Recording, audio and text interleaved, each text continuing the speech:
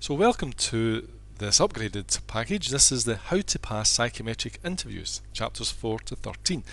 You should have already read chapters 1 to 3 in the free report that we've already provided. So welcome to this, and I'll very quickly show you in this video what you can expect in the more upgraded report. So the first thing we deal with is what a psychometric report will say about you and your work environment. The employer needs to know how you will get on with their work environment, and what this covers is an introduction, an overview, an understanding of that, some questions that you can expect, and the kind of answers that you should be thinking about and preparing with. We then move on to chapter 5, which looks at how you're going to come across in interviews and how to come across strong, how to play to your strengths and play down your weaknesses.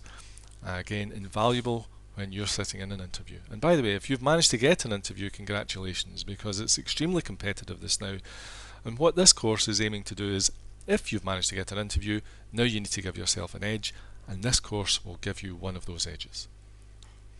Chapter 6 is about, well, we've called it whatever happens, don't go here, but this is your employer will understand where your strengths and your weaknesses are. So it's all about playing to your strengths, it's all about playing down your weaknesses, and everyone has both.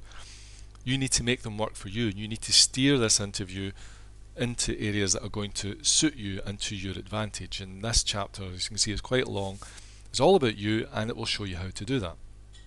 We also then talk about how to answer a personality questionnaire, and you may not have seen one before, so you know what they're about. Chapter 8 goes into interview questions on customer service. Every job now has some element of customer service, so you will probably be asked about that, and you should be able to talk about that in a light that makes you look good. Communications is the same, ubiquitous in pretty much every job role. Employers want to know what kind of communicator you are. They will ask you questions about communication, and you need to have those answers down pat. Chapter 10, what will a psychometric report tell an employer about you in more detail? So we go into this, and you can see here again, this is a pretty lengthy topic that goes into that detail. Managing others, even if you're not going in for jobs where you're in management, an employer may be wanting to ask you about these things because they're thinking, well, in 2 or 3 years' time, are you promotion material? Could you be a team leader or a manager? And of course, they want to know if you're going to fit in with the team or you're going to upset their existing team. This is very important. Employers hate to upset what's already working. Again, you'll get questions and answers. And then finally into chapter 13, your 3 strongest assets. This is the stuff you've really got to get across. Everybody has strengths and weaknesses, and the important thing is to play to your strengths, minimize your weaknesses, and give yourself an edge. If you've managed to get an interview, then this course will give you that edge in your next interview. Good luck with that.